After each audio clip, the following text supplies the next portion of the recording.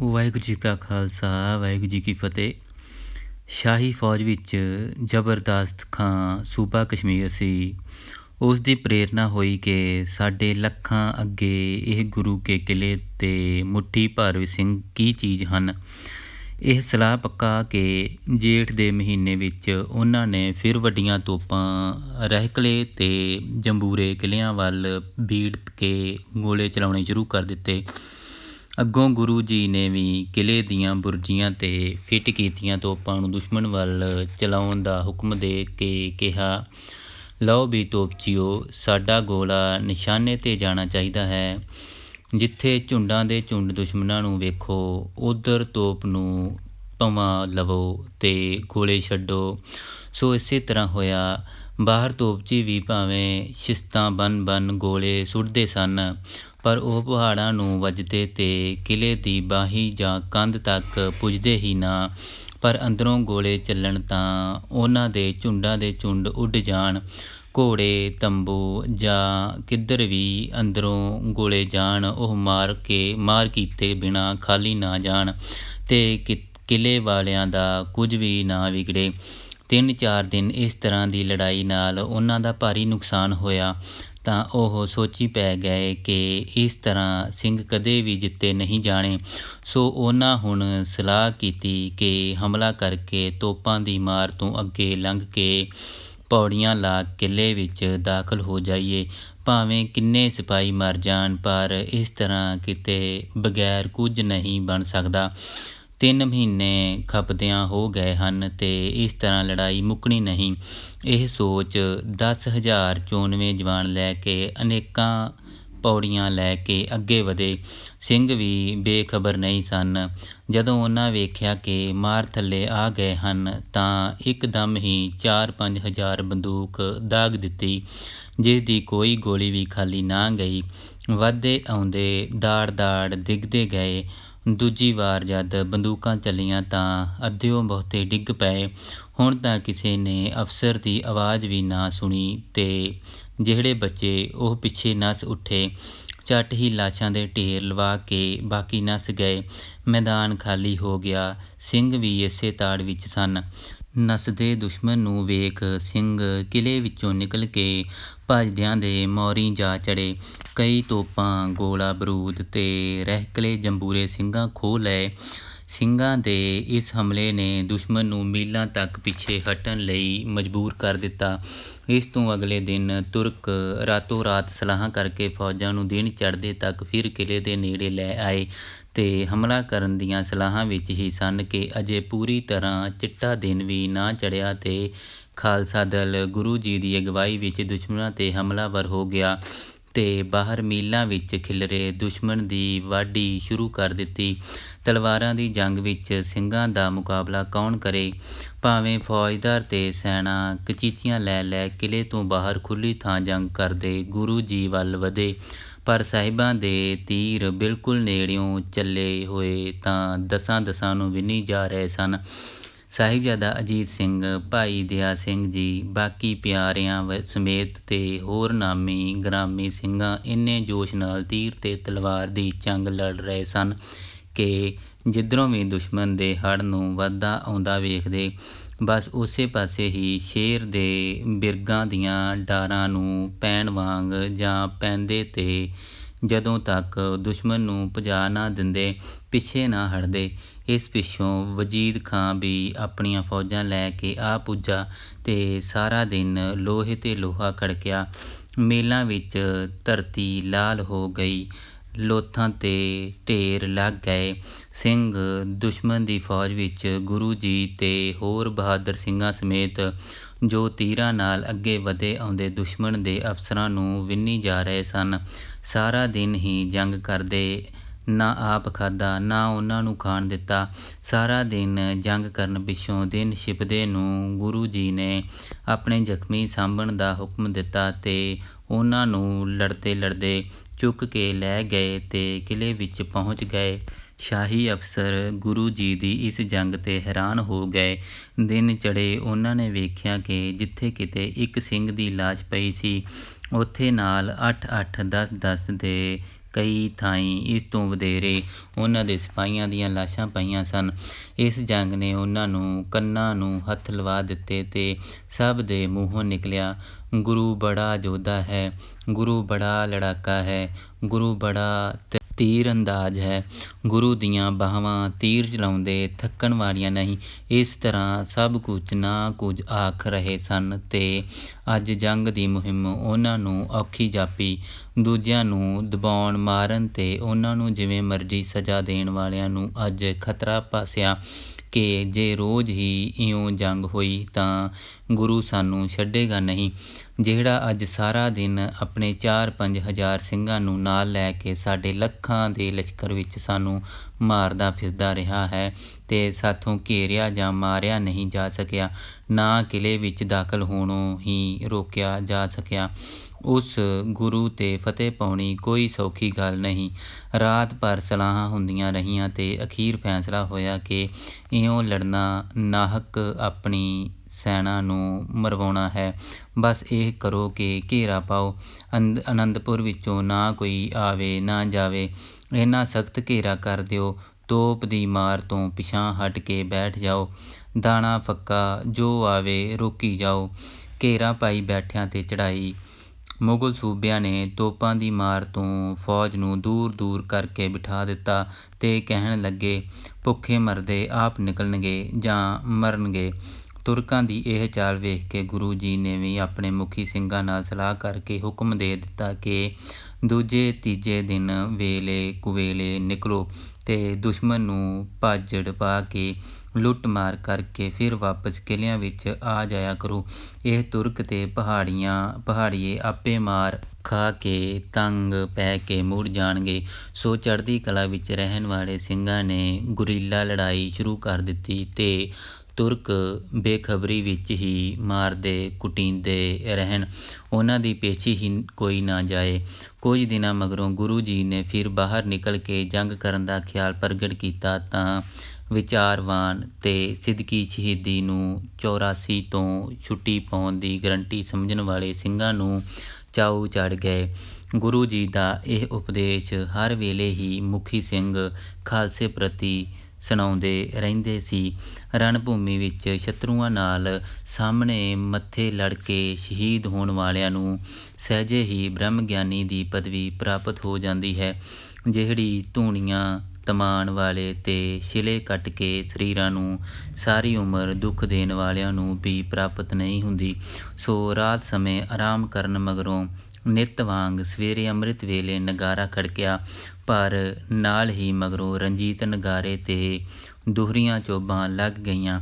ਗੁਰੂ ਜੀ ਦੇ ਹੁਕਮ ਨਾਲ ਮਾਰੂ ਵਾਜਿਆਂ ਦੀ ਧੁਨ ਤੇ ਬੀਰ ਰਸੀ ਮਹਿਕ ਸਭ ਪਾਸੇ ਖਿਲਾਰ ਦਿੱਤੀ। ਨਫੀਰੀਆਂ ਤੇ ਸ਼ੰਖ ਅੱਜ ਅੰਮ੍ਰਿਤ ਵੇਲੇ ਤੋਂ ਦਿਨ ਚੜ੍ਹੇ ਤੱਕ ਵੱਜਦੇ ਹੀ ਰਹੇ। ਰਣਜੀਤ ਨਗਾਰੇ ਦੀ ਗੂੰਜ ਨੇ ਦੂਰ ਦੂਰ ਵੈਰੀ ਦਲ ਨੂੰ ਖਬਰ ਦੇ ਦਿੱਤੀ ਸੀ ਕਿ ਉਹ ਤਿਆਰ ਹੋ ਜਾਣ। ਮੀਲਾਂ ਦੂਰ ਦੂਰ ਬੈਠੇ ਵੈਰੀ ਸੋਚਣ ਲੱਗੇ ਕਿ ਅੱਜ ਕੀ ਗੱਲ ਹੈ। ਲੁਕ ਛਿਪ ਕੇ ਹਮਲੇ ਕਰਨ ਵਾਲੇ ਸਿੰਘਾਂ ਨੂੰ ਅੱਜ ਗੁਰੂ ਨੇ ਖਾਸ ਹੁਕਮ ਦੇਣਾ ਹੈ। ਗੁਰੀਲਾ ਹਮਲਿਆਂ ਤੋਂ ਤੰਗ ਆਏ ਦੁਸ਼ਮਣ ਦੇ ਜਰਨੈਲ ਸਿਪਾਹੀ ਆਪਸ ਵਿੱਚ ਗੱਲਾਂ ਕਰਦੇ ਕਿ ਗੁਰੂ ਨੂੰ ਇਹ ਸ਼ੋਭਦਾ ਨਹੀਂ, ਬਹਾਦਰ ਹੈ ਤਾਂ ਉਸ ਨੂੰ ਸਾਹਮਣੇ ਆ ਕੇ ਲੜਨਾ ਚਾਹੀਦਾ ਹੈ, ਫਿਰ ਸਾਨੂੰ ਵੀ ਸੁਆਦ ਆਵੇ। ਇੰਨੇ ਨੂੰ ਗੁਰੂ ਜੀ ਸ਼ਸਤਰ ਬਸਤਰ ਪਹਿਨ ਚਮਕਦੀ ਕਲਗੀ ਤੇ ਜਿਗਾ ਸਜਾ ਕੇ ਨੀਲੇ ਤੇ ਅਸਵਾਰ ਹੋ ਕਿਲ੍ਹੇ ਦੀ ਡਿਊੜੀ ਵਿੱਚ ਆ ਗਏ। ਗੁਰੂ ਜੀ ਦੀ ਆਗਿਆ ਨਾਲ 4-5 ਹਜ਼ਾਰ ਸੂਰਬੀਰ ਸਿੰਘ ਸਮੇਤ ਪਿਆਰਿਆਂ ਤੇ ਸਾਹਿਬਜ਼ਾਦਿਆਂ ਦੇ ਝੱਟ ਹੀ ਗੁਰੂ ਜੀ ਦੇ ਮਗਰ ਚੱਲਣ ਲਈ ਤਿਆਰ ਹੋ ਪਏ। 2-2.5 ਹਜ਼ਾਰ ਸਿੰਘ ਕਿਲ੍ਹੇ ਦੀ ਰਾਖੀ ਤੇ ਦੁਸ਼ਮਣ ਰੋਕਣ ਲਈ ਛੱਡ ਕੇ ਗੁਰੂ ਜੀ ਸਭ ਤੋਂ ਪਹਿਲੇ ਬੂਹੇ ਤੋਂ ਬਾਹਰ ਹੋਏ ਤੇ ਮੈਦਾਨ ਵਿੱਚ ਆ ਖਲੋਤੇ। ਵੱਜਦੇ ਵਾਜਿਆਂ ਤੇ ਨਗਾਰਿਆਂ ਨੂੰ ਸੁਣ ਕੇ ਦੁਸ਼ਮਣ ਪਹਿਲੇ ਹੀ ਚੁਕੰਨਾ ਸੀ, ਪਰ ਕਿਲ੍ਹਿਆਂ ਤੋਂ ਮੀਲ ਮੀਲ ਦੂਰ ਕਰਕੇ ਉਹਨਾਂ ਨੂੰ ਕੁਝ ਪਤਾ ਨਹੀਂ ਸੀ ਲੱਗ ਰਿਹਾ।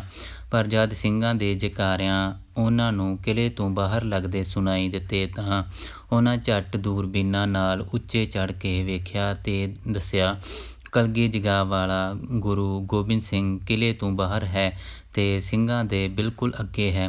ਵਜੀਦ ਖਾਨ ਨੇ ਇਹ ਸੁਣ ਕੇ ਝੱਟ ਹੀ ਤੋਪਚੀ ਨੂੰ ਕਿਹਾ ਕਿ ਗੁਰੂ ਦਾ ਨਿਸ਼ਾਨਾ ਲੈ ਕੇ ਤੋਪ ਚਲਾ।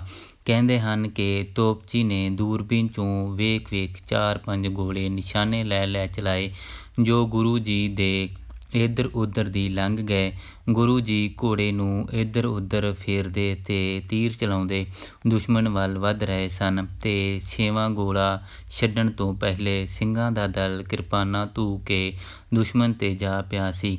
ਹੱਥੋਂ ਹੱਥੀ ਲੜਾਈ ਵਿੱਚ ਸਿੰਘਾਂ ਦੀ ਤਲਵਾਰ ਕਹਿਰ ਗੁਜ਼ਾਰ ਰਹੀ ਸੀ ਅਤੇ ਸਿੰਘਾਂ ਦੇ ਵਿਚਕਾਰੋਂ ਗੁਰੂ ਜੀ ਦੇ ਤੀਰ ਸਿੰਘਾਂ ਵੱਲ ਵਧਦੇ ਦੁਸ਼ਮਣ ਵੱਲ ਇਉਂ ਜਾ ਰਹੇ ਸਨ ਜਿਵੇਂ ਵਾਵਰੋਲਾ ਦਰੱਖਤਾਂ ਅਤੇ ਬੂਟਿਆਂ ਨੂੰ ਪੁੱਟ ਸੁੱਟੀ ਜਾਂਦਾ ਹੈ। ਹਿਸਾਬ ਲਾ ਲਓ ਕਿ ਮਿੰਟ ਵਿੱਚ 15-20 ਗੁਰੂ ਦੇ ਤੀਰਾਂ ਨਾਲ ਕਿੰਨੇ ਕੁ ਮਰਦੇ ਹੋਣਗੇ।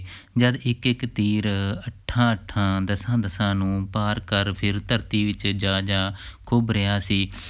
ਕਈ ਇਸੇ ਨੂੰ ਕਰਾਮਾਤ ਸਮਝ ਕੇ ਦਹਿਲ ਗਏ ਅਤੇ ਡੋਲੇ ਹੋਏ ਆਦਮੀ ਦਾ ਹੌਸਲਾ ਪਸਤ ਹੋ ਜਾਂਦਾ ਹੈ। ਗੁਰੂ ਜੀ ਅਤੇ ਗੁਰੂ ਜੀ ਦੇ ਸਿੰਘ ਦੁਸ਼ਮਣ ਦੇ ਲਸ਼ਕਰ ਵਿੱਚ ਇੰਨੀ ਸਾਵਧਾਨੀ ਅਤੇ ਇਕਸੁਰਤਾ ਨਾਲ ਫਿਰ ਰਹੇ ਸਨ ਕਿ ਸੂਬਿਆਂ ਅਤੇ ਜਰਨੈਲਾਂ ਦੀ ਵੰਗਾਰ ਨੂੰ ਵਿਚਾਰੇ ਪੈਸੇ ਅਤੇ ਰੋਜੀ ਦੀ ਖਾਤਰ ਲੜਨ ਵਾਲੇ ਸਿਪਾਹੀ ਅਣਸੁਣੀ ਕਰ ਪਿੱਛੇ ਹੁੰਦੇ ਅਤੇ ਗੁਰੂ ਜੀ ਨੇ ਦੁਸ਼ਮਣ ਦੇ ਦਲ ਵਿੱਚ ਵੜਦਿਆਂ ਕਦੀ ਕਿਸੇ ਪਾਸੇ ਜ਼ੋਰ ਪਾਇਆ ਅਤੇ ਅਨੰਦਪੁਰ ਦੇ ਆਲੇ ਦੁਆਲੇ ਨੇ ਸਭ ਦੁਸ਼ਮਣਾਂ ਨੂੰ ਇੱਕ ਵਾਰੀ ਹਿਲਾ ਕੇ ਰੱਖ ਦਿੱਤਾ।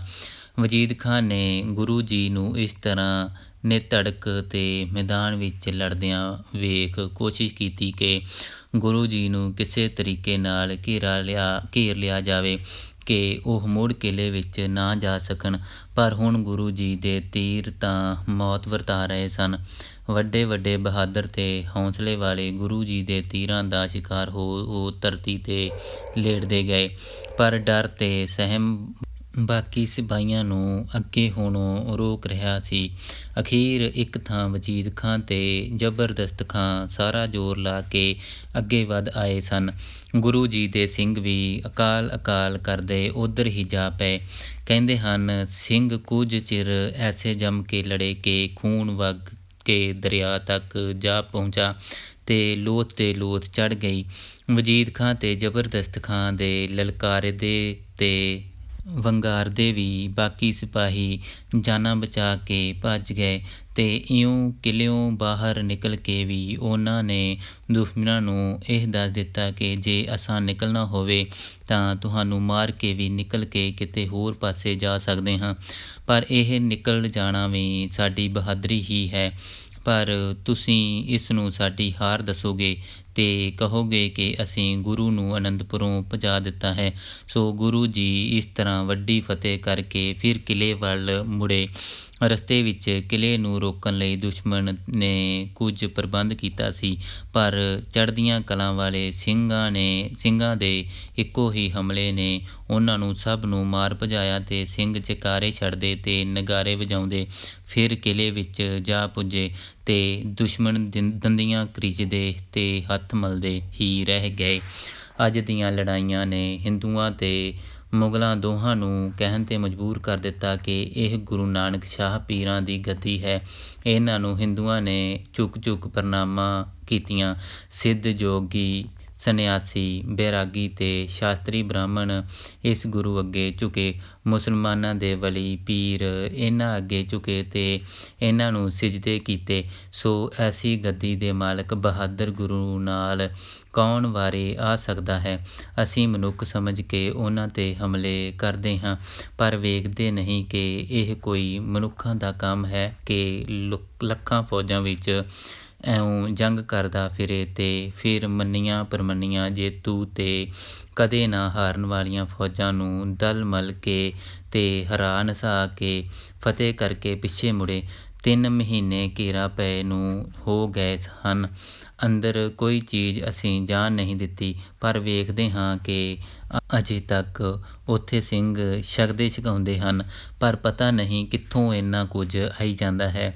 ਘੇਰਾ ਸਖਤ ਹੋ ਗਿਆ ਅਤੇ ਭਾਈ ਕਨ੍ਹੱਈਆ ਜੀ ਪਰ ਉੱਧਰ ਕਿਲ੍ਹੇ ਦੇ ਅੰਦਰ ਇਹ ਹਾਲਤ ਸੀ ਕਿ ਮਹੀਨਾ 2 ਮਹੀਨੇ ਤੱਕ ਦਾ ਲੰਗਰ ਪੱਕਦਾ ਰਿਹਾ, ਪਰ ਤੀਜੇ ਮਹੀਨੇ ਲੰਗਰ ਪੱਕਣਾ ਬੰਦ ਹੋ ਗਿਆ ਅਤੇ ਗੁਰੂ ਜੀ ਨੇ ਦਾਣੇ ਭੁੰਨਣ ਲਈ ਭੱਠੀਆਂ ਲੁਆ ਦਿੱਤੀਆਂ।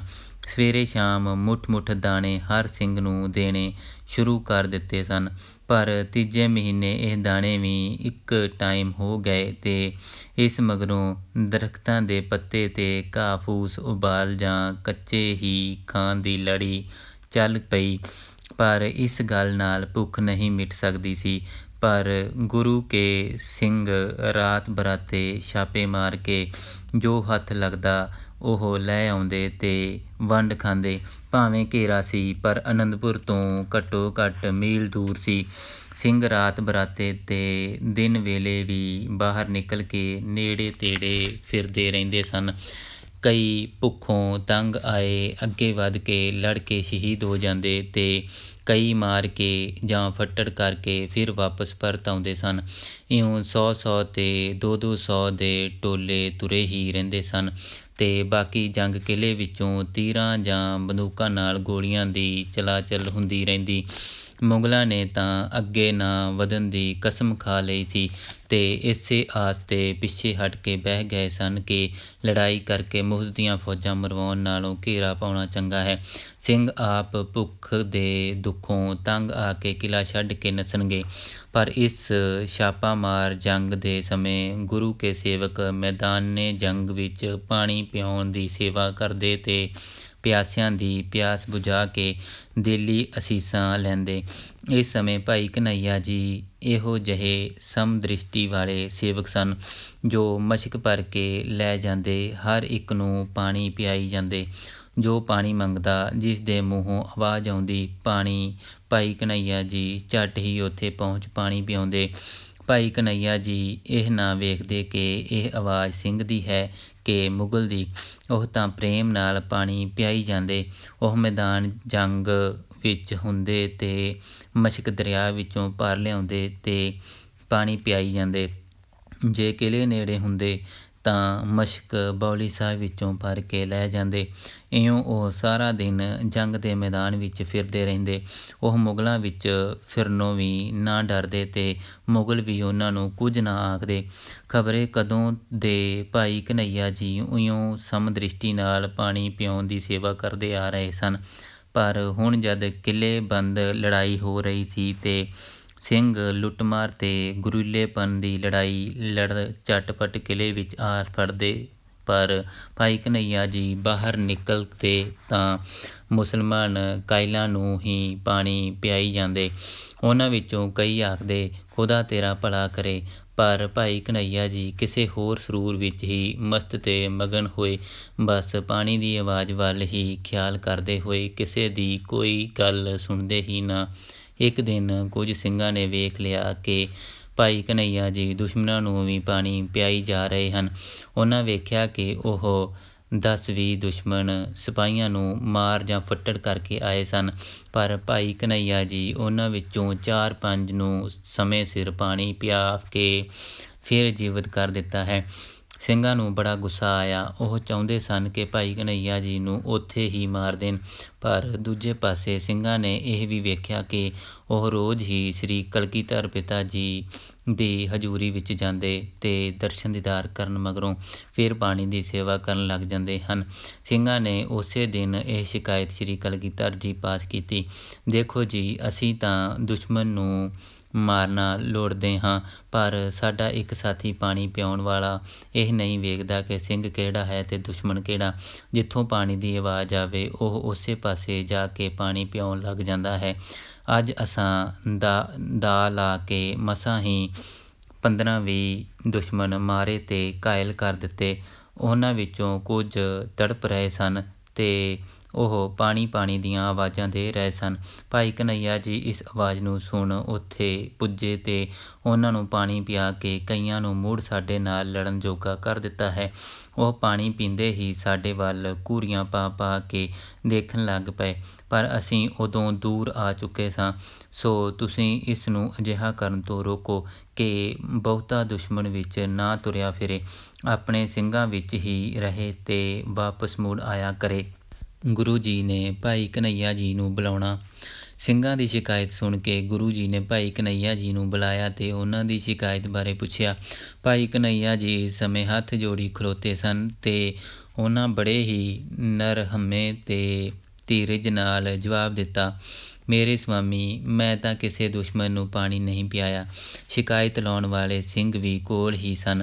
ਉਹਨਾਂ ਨੂੰ ਗੁੱਸਾ ਆਇਆ ਕਿ ਭਾਈ ਜੀ ਇੱਕ ਤਾਂ ਗੁਨਾਹ ਕਰਦੇ ਹਨ, ਦੂਜਾ ਮੁੱਕਰ ਰਹੇ ਹਨ, ਝੂਠ ਬੋਲ ਰਹੇ ਹਨ। ਜਿੰਨਾ ਵੇਖਿਆ ਸੀ ਉਹ ਸਾਰੇ ਹੀ ਬੋਲ ਪਏ, ਮਹਾਰਾਜ, ਇਹ ਬਿਲਕੁਲ ਝੂਠਾ ਹੈ। ਅਸਾਂ ਸਾਰਿਆਂ ਨੇ ਇਸ ਨੂੰ ਜ਼ਾਲਮ ਵੈਰੀਆਂ ਨੂੰ ਪਾਣੀ ਪਿਆਉਂਦੇ ਆਪ ਦੇਖਿਆ ਹੈ।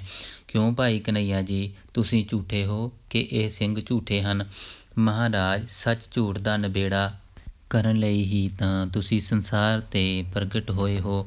ਤੁਸੀਂ ਸੱਚ ਦੇ ਪ੍ਰਕਾਸ਼ ਕਰਨ ਵਾਲੇ ਆਪ ਹੋ, ਜਾਣੀ ਜਾਨ ਹੋ। ਪਰ ਸਤਿਗੁਰੂ ਜੀਓ, ਮੈਨੂੰ ਕੋਈ ਵੈਰੀ ਨਜ਼ਰ ਆਉਂਦਾ ਤਾਂ ਮੈਂ ਕਦੇ ਵੀ ਪਾਣੀ ਨਾ ਪਿਆਉਂਦਾ। ਮੈਨੂੰ ਸਭ ਪਾਸੇ ਤੁਹਾਡਾ ਹੀ ਰੂਪ ਨਜ਼ਰ ਆ ਰਿਹਾ ਹੈ। ਤੁਸੀਂ ਸੰਸਾਰ ਨੂੰ ਸਾਜਣ ਵਾਲੇ ਅਕਾਲ ਪੁਰਖ ਦੇ ਪੁੱਤਰ ਹੋ, ਉਸੇ ਦਾ ਰੂਪ ਹੋ। ਇਹ ਤਾਂ ਸਭ ਜੋ ਸੰਸਾਰ ਦੀ ਖੇਡ ਹੈ, ਇਸ ਵਿੱਚ ਆਪ ਹੀ ਤਾਂ ਸਾਰੇ ਕਾਰਜ ਕਰ ਰਹੇ ਹੋ। ਸੂਰਜ ਦੀਆਂ ਕਿਰਨਾਂ ਵਾਂਗ ਸਭ ਪਾਸੇ ਵਿਆਪਕ ਹੋ, ਆਕਾਸ਼ ਵਾਂਗ ਸਭ ਪਾਸੇ ਜਲਵਾ ਤੁਹਾਡਾ ਹੀ ਹੈ, ਤੁਹਾਡਾ ਰੂਪ ਹੈ। ਹੇ ਸਤਿਗੁਰੂ ਜੀਓ, ਮੈਨੂੰ ਤੇ ਸਿਵਾਏ ਤੁਹਾਡੇ ਹੋਰ ਕੁਝ ਨਜ਼ਰ ਹੀ ਨਹੀਂ ਆਉਂਦਾ। ਸਿੰਘਾਂ ਵਿੱਚ ਵੇਖਦਾ ਹਾਂ ਤਾਂ ਇੱਧਰ ਵੀ ਤੁਸੀਂ ਹੀ ਹੋ ਤੇ ਦੂਜੇ ਬੰਨੇ ਦੇਖਦਾ ਹਾਂ ਤਾਂ ਉੱਧਰ ਵੀ ਤੁਹਾਡਾ ਹੀ ਪ੍ਰਤਾਪ ਫੈਲਿਆ ਨਜ਼ਰ ਆਉਂਦਾ ਹੈ। ਤੁਸੀਂ ਨਜ਼ਰ ਆਉਂਦੇ ਹੋ। ਮੈਨੂੰ ਤੇ ਆਪਣੇ ਬੇਗਾਨੇ ਦਾ ਕੁਝ ਪਤਾ ਹੀ ਨਹੀਂ ਲੱਗਦਾ ਤੇ ਸਭ ਥਾਂ ਜਿੱਥੇ ਕੋਈ ਪਾਣੀ ਮੰਗਦਾ ਹੈ, ਉੱਥੇ ਤੁਹਾਡਾ ਹੀ ਸਰੂਪ ਦੇਖਦਾ ਤੇ ਪਾਣੀ ਪਿਆ ਦਿੰਦਾ ਹਾਂ। ਹੇ ਸਤਿਗੁਰੂ ਜੀਓ, ਇਸ ਤੁਹਾਡੇ ਉਪਦੇਸ਼ ਨੇ ਹੀ ਕੋਈ ਐਸੀ ਹਾਲਤ ਕਰ ਦਿੱਤੀ ਹੈ। ਮੇਰਾ ਕਸੂਰ ਕੋਈ ਨਹੀਂ ਹੈ। ਮੈਨੂੰ ਤਾਂ ਜਦ ਦੇਖੋ ਤਦ ਤੋਂ ਬਸ ਸਭ ਪਾਸੇ ਤੁਸੀਂ ਹੀ ਨਜ਼ਰ ਆਉਂਦੇ ਹੋ। ਇਹ ਆ ਕੇ ਭਾਈ ਘਨੱਈਆ ਜੀ ਗੁਰੂ ਜੀ ਦੇ ਚਰਨਾਂ ਨਾਲ ਲਿਪਟ ਗਏ ਤੇ ਪ੍ਰੇਮ ਦੇ ਹੰਝੂ ਵਗ ਤੁਰੇ। ਪ੍ਰੇਮ ਦੀ ਇਸ ਅਵਸਥਾ ਨੇ ਗੁਰੂ ਜੀ ਦੇ ਹਿਰਦੇ ਨੂੰ ਗਦਗਦ ਕਰ ਦਿੱਤਾ। ਸਤਿਗੁਰੂ ਜੀ ਨੇ ਭਾਈ ਘਨੱਈਆ ਜੀ ਨੂੰ ਉੱਪਰ ਉਠਾ ਕੇ ਗਲ ਨਾਲ ਲਾਇਆ ਤੇ ਫੁਰਮਾਇਆ, ਮੇਰੇ ਪਿਆਰੇ ਸਿੰਘੋ, ਭਾਈ ਘਨੱਈਆ ਜੀ ਜੀਵਨ ਮੁਕਤ ਦੀ ਅਵਸਥਾ ਵਿੱਚ ਦਾਖਲ ਹੋ ਗਏ ਹਨ। ਇਸ ਅਵਸਥਾ ਵਿੱਚ ਪੁੱਜ ਕੇ ਆਪਾ ਪਰ ਕਾ ਭਾਵ ਮਿਟ ਜਾਂਦਾ ਹੈ ਤੇ ਸਭ ਪਾਸੇ ਪ੍ਰਭੂ ਦੀ ਜੋਤ ਦਾ ਹੀ ਪਸਾਰਾ ਨਜ਼ਰ ਆਉਣ ਲੱਗ ਜਾਂਦਾ ਹੈ। ਸੋ ਇਹਨਾਂ ਦੀ ਮੌਜ ਵਿੱਚ ਦਖਲ ਨਾ ਦਿਓ, ਇਹਨਾਂ ਨੂੰ ਪਾਣੀ ਪਿਆਈ ਜਾਣ ਦਿਓ। ਇਹ ਆਖ ਗੁਰੂ ਜੀ ਨੇ ਆਪਣੇ ਬੋਝੇ ਵਿੱਚੋਂ ਮਲਮ ਦੀ ਡੱਬੀ ਕੱਢ ਕੇ ਭਾਈ ਘਨੱਈਆ ਜੀ ਨੂੰ ਦੇ ਦਿੱਤੀ ਤੇ ਕਿਹਾ, ਭਾਈ ਘਨੱਈਆ ਜੀ, ਜਿਸ ਜ਼ਖਮੀ ਨੂੰ ਪਾਣੀ ਪਿਆਓ, ਉਸ ਦੇ ਜ਼ਖਮਾਂ 'ਤੇ ਫਿਰ ਮਲਮ ਵੀ ਲਾਈ ਜਾਓ। ਇਸ ਤਰ੍ਹਾਂ ਸੇਵਾ ਪੰਥੀ ਦਲ ਕਾਇਮ ਹੋ ਗਿਆ। ਭਾਈ ਘਨੱਈਆ ਜੀ ਤੋਂ ਮਗਰੋਂ ਅਜਿਹੀ ਸੇਵਾ ਕਰਨ ਵਾਲੇ ਸੇਵਕਾਂ ਦੀ ਰੌਂ ਚੱਲ ਪਈ ਤੇ ਇਸ ਰੌਂ ਨੇ ਬੜੇ ਮਹਾਤਮਾ ਤੇ ਗੁਰਸਿੱਖ ਪੈਦਾ ਕੀਤੇ, ਜੋ ਔਖੇ ਵੇਲੇ ਪੰਜਾਬ ਵਿੱਚ ਸਿੰਘਾਂ ਦੇ ਦਿਲ ਖੋਲ੍ਹ ਕੇ ਸਹਾਇਤਾ ਤੇ ਮਲਮ ਪੱਟੀ ਕਰਦੇ ਰਹੇ। ਕਹਿੰਦੇ ਹਨ ਕਿ ਗੁਰੂ ਜੀ ਨੇ ਭਾਈ ਘਨੱਈਆ ਜੀ ਨੂੰ ਇਸ ਸਮੇਂ ਕਿਹਾ, ਤੁਸੀਂ ਹੁਣ ਲਹਿੰਦੇ ਵੱਲ ਚਲੇ ਜਾਓ ਤੇ ਉੱਥੇ ਹੀ ਸਿੱਖੀ ਦੀ ਸੇਵਾ ਕਰੋ। ਸੋ ਭਾਈ ਘਨੱਈਆ ਜੀ ਜ਼ਿਲ੍ਹਾ ਕੈਮਲਪੁਰ ਵਿੱਚ ਆ ਗਏ। ਇੱਥੇ ਸੇਵਾ ਪੰਥੀ ਅਡਨ ਸ਼ਾਹੀਆਂ ਦੇ ਵੱਡੇ ਡੇਰੇ ਸਨ, ਜੋ ਹੁਣ ਪਾਕਿਸਤਾਨ ਵਿੱਚ ਚਲੇ ਜਾਣ ਕਰਕੇ ਖਤਮ ਹੋ ਗਏ ਹਨ। ਪਰ ਪੂਰਬੀ ਪੰਜਾਬ ਵਿੱਚ ਵੀ ਕਈ ਡੇਰੇ ਹਨ, ਜਿਨ੍ਹਾਂ ਦੇ ਨਾਮ ਸਿੱਖ ਰਾਜ ਸਮੇਂ ਦੀਆਂ ਜਗੀਰਾਂ ਅਜੇ ਵੀ ਲੱਗੀਆਂ ਚਲੀਆਂ ਆ ਰਹੀਆਂ ਹਨ। ਘੇਰੇ ਵਿੱਚ ਹੀ ਲੜਾਈਆਂ। ਦੁਸ਼ਮਣ ਅਨੰਦਪੁਰ ਤੋਂ ਡੇਢ 2 ਮੀਲ ਦੂਰ ਘੇਰਾ ਪਾਈ ਬੈਠਾ ਸੀ। ਬਾਹਰਲੇ ਪਿੰਡਾਂ ਵਿੱਚ ਤੁਰਕਾਂ ਵੱਲੋਂ ਢੰਡੋਰੇ ਫੇਰੇ ਗਏ ਕਿ ਕਿਸੇ ਸਿੰਘ ਨੂੰ ਸੌਦਾ ਨਾ ਦਿਓ, ਗੁਰੂ ਦਾ ਨਾਮ ਲੈਣ ਵਾਲੇ ਦੀ ਖਬਰ ਦਿਓ। ਪਰ ਜੇ ਕੋਈ ਅਜਿਹਾ ਕਰਦਾ ਫੜਿਆ ਗਿਆ ਤਾਂ ਉਸ ਦਾ ਘਰ ਘਾਟ ਲੁੱਟ ਪੁੱਟ ਕੇ ਤਬਾਹ ਕਰ ਦਿੱਤਾ ਜਾਵੇਗਾ। ਇੱਧਰ ਗੁਰੂ ਕੇ ਸਿੰਘ ਰਾਤ ਬਰਾਤੇ ਨਿਕਲ ਕੇ ਛਾਪੇ ਮਾਰਦੇ, ਸੁੱਤੇ ਪਏ ਦੁਸ਼ਮਣ ਨੂੰ ਤੰਗ ਕਰਦੇ ਸਨ, ਜੋ ਮਿਲੇ ਲੈ ਆਉਂਦੇ ਸਨ। ਤੁਰਕਾਂ ਨੂੰ ਹਦਾਇਤ ਸੀ ਕਿ ਅੱਗੇ ਨਹੀਂ ਵਧਣਾ। ਇਸ ਲਈ ਗੁਰੂ ਜੀ ਤੇ ਸਿੰਘ ਅਨੰਦਪੁਰ ਦੇ ਨੇੜੇ ਕਿਲਿਓਂ ਨਿਕਲ ਕੇ ਬਾਹਰ ਅੰਦਰ ਫਿਰਦੇ ਰਹਿੰਦੇ। ਪਰ ਭੁੱਖ ਦਾ ਦੁੱਖ ਹੁਣ ਵਿਆਪਣ ਲੱਗ ਗਿਆ ਸੀ। ਸਿੰਘ ਬਾਹਰ ਨਿਕਲ ਕੇ ਘਾਹ ਤੇ ਦਰਖਤਾਂ ਦੇ ਪੱਤੇ ਵੀ ਤੋੜ ਕੇ ਖਾ ਜਾਂਦੇ ਤੇ ਫਿਰ ਮੋਰਚਿਆਂ ਵਿੱਚ ਬਹਿ ਕੇ ਸਾਰਾ ਦਿਨ ਤੀਰ ਗੋਲੀ ਦਾਗਦੇ ਰਹਿੰਦੇ। ਕਦੀ ਕਦੀ ਤੋਪਾਂ ਇੱਧਰੋਂ ਵੀ ਦਗਦੀਆਂ ਤੇ ਉੱਧਰੋਂ ਵੀ ਚੱਲਦੀਆਂ। ਉਹ ਅਸਾਮ ਵਾਲੇ ਰਾਜੇ ਦਾ ਭੇਟਾ ਕੀਤਾ ਸਫੈਦ ਹਾਥੀ ਤੇ ਹੋਰ ਕਈ ਹਾਥੀ ਇਸ ਸਮੇਂ ਭੁੱਖ ਦੇ ਦੁੱਖੋਂ ਮਰ ਗਏ।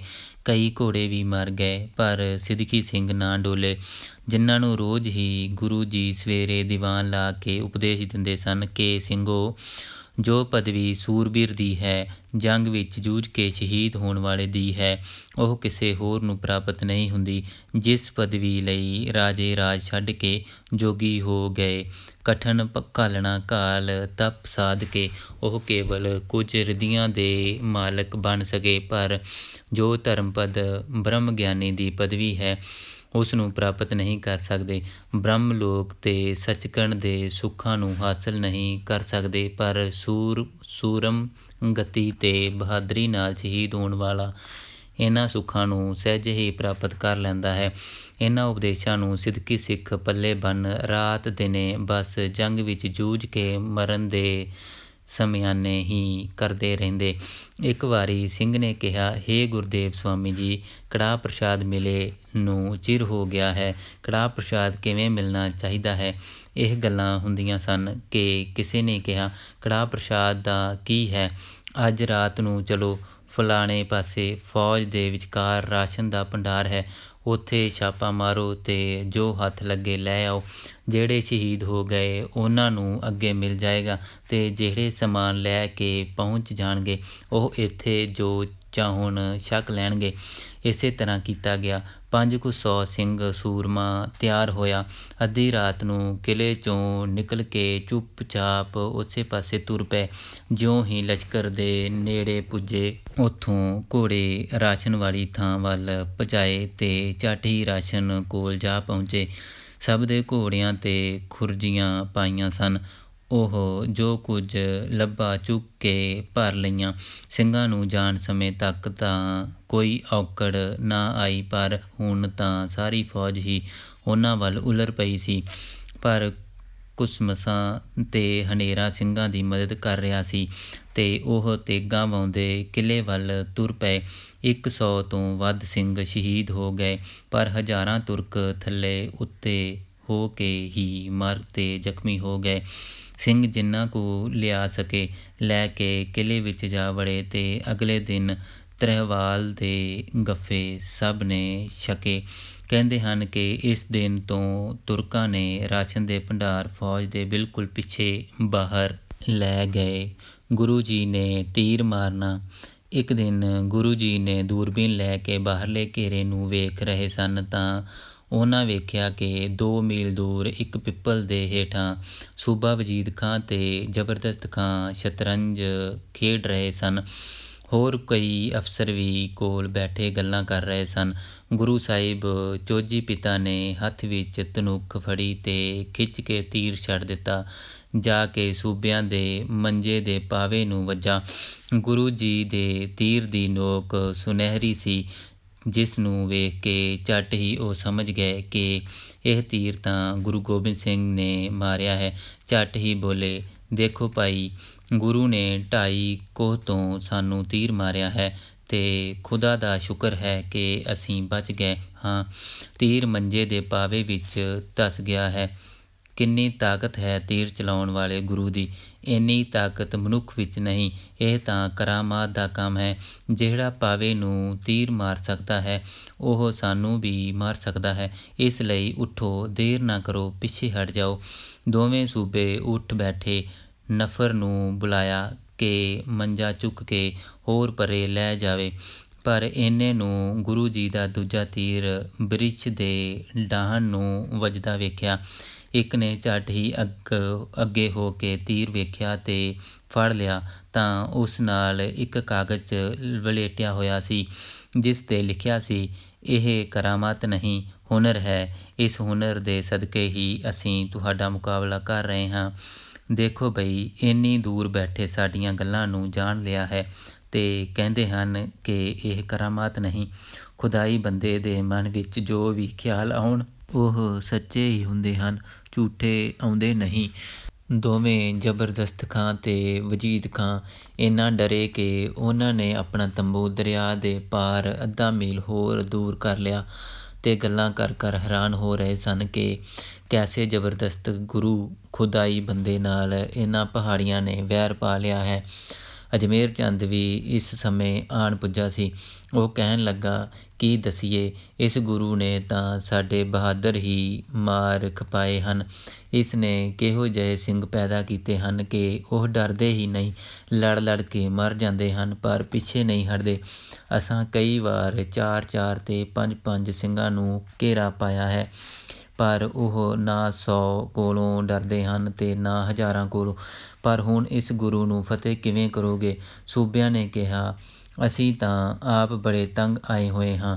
ਇੱਕ ਸ਼ਾਹੀ ਫੌਜਾਂ ਦਾ ਵੱਡਾ ਖਰਚਾ ਹੈ, ਦੂਜਾ ਸਿੰਘਾਂ ਸਾਨੂੰ ਲੁੱਟ ਪੁੱਟ ਕੇ ਉਜਾੜ ਛੱਡਿਆ ਹੈ। ਕੀ ਕਰੀਏ, ਕੁਝ ਸਮਝ ਨਹੀਂ ਆਉਂਦੀ। ਕੋਈ ਚਾਲ ਚੱਲੋ। ਕੀ ਚਾਲ? ਸੁਨੇਹਾ ਭੇਜੋ, ਕਿਲ੍ਹਾ ਛੱਡ ਕੇ ਚਲਾ ਜਾਏ। ਅਸੀਂ ਕੁਝ ਨਹੀਂ ਕਹਾਂਗੇ, ਪਰ ਉਸ ਨੇ ਹੁਣ ਐਤਬਾਰ ਨਹੀਂ ਕਰਨਾ। ਅੱਗੇ ਇੱਕ ਵਾਰ ਅਜਿਹਾ ਕਰ ਚੁੱਕੇ ਹਾਂ। ਆਪਣੇ ਵੱਲੋਂ ਅਤੇ ਸਾਡੇ ਵੱਲੋਂ ਦੋਹਾਂ ਵੱਲੋਂ ਸੁਨੇਹੇ ਭੇਜੋ। ਠੀਕ ਹੈ, ਕੋਈ ਇਹੋ ਜਿਹਾ ਚਾਰਾ ਕਰਨਾ ਹੀ ਚਾਹੀਦਾ ਹੈ।